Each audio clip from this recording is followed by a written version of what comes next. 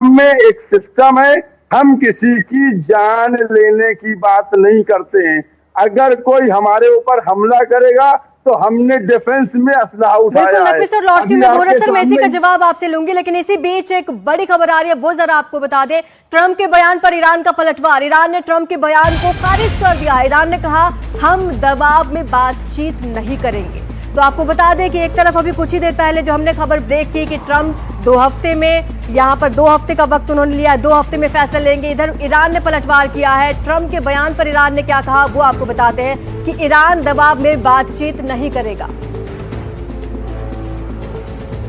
तो ईरान ने यह भी कहा है कि एक तो हम दबाव में बातचीत नहीं करेंगे, दूसरा ईरान अमेरिका के आगे झुकेगा नहीं। ईरान दबाव में शांति स्वीकार नहीं करेगा। एक बार ग्राफिक्स के माध्यम से आपको बताती हूं, उन्होंने कहा कि ईरान अमेरिका के आगे बिल्कुल नहीं झुकेगा, ना ही ईरान किसी तरीके के दबाव में शांति स्वीकार करेगा।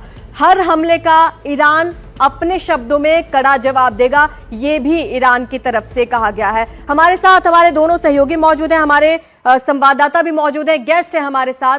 मैं वोहरा सर आपके पास आऊंगी। हमने सुना और ईरान की तरफ से ये कहा गया कि दबाव में हम कोई भी फैसला नहीं लेंगे। क्या लगता है किस दिशा में जा रहा है ये युद्ध? मैम, ये बहुत अहम प्रश्न आपने पूछा है और मौलाना साहब के हम लोग बहुत माय ओनली क्वेश्चन जिसका आज तक मुझे जवाब नहीं मिला, किसी ने नहीं दिया, ईरानी नफरत इतनी क्यों करते हैं यहूदियों के साथ। 1970s में जब मैं पहली बार विदेश मंत्रालय में दाखिल हुआ था, I used to travel through Tehran, जहां भी मैं पोस्टेड था, और वहां पे देवर डायरेक्ट फ्लाइट्स मैम होती थी between Tehran and Tel Aviv, और तेहरान से लोग उन जहाज में बैठ के जाते थे। वहां इजराइल की नाइट लाइफ बड़ी अच्छी थी करने के लिए। शाह के टाइम में रिलेशनशिप वाज वेरी गुड। अब बाद में बिगड़ गई, दैट्स अ डिफरेंट मैटर। फिर आपने अभी जिक्र किया कि 3 या 4 देशों के साथ बात कर रहे हैं। किस चीज पे बात करें? शांति की बात नहीं कर रहे, वो ईरान के न्यूक्लियर प्रोग्राम की बात कर रहे हैं। व्हाई? अगर आपका न्यूक्लियर प्रोग्राम नहीं है तो आपको ये बात करने की जरूरत क्या है? द बेसिक इशू जो मैं इस समय देख रहा हूं कि 3 खिलाड़ी उतर गए हैं मैदान में। एक इजराइल है, दूसरा ईरान है, और तीसरा यूनाइटेड स्टेट्स है।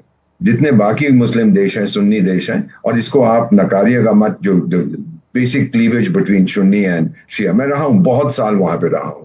आई have seen it day in and day out. मैं आपको इतना बताता हूं मैम कि ये इस समय जो सिचुएशन है, किसी निंदा सबने की है, ये हो जाएगा वो हो जाएगा। Nobody has lifted a finger to help Iran.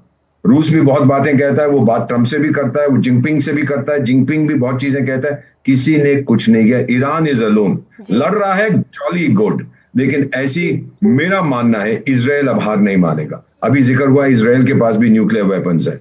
If it's